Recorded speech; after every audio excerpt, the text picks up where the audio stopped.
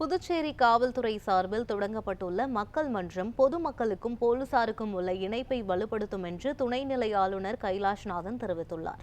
புதுச்சேரி காவல்துறை சார்பில் மக்கள் மன்றம் என்கிற பொதுமக்கள் நேரடி குறை தீர் சேவை தொடங்க விழா நடைபெற்றது.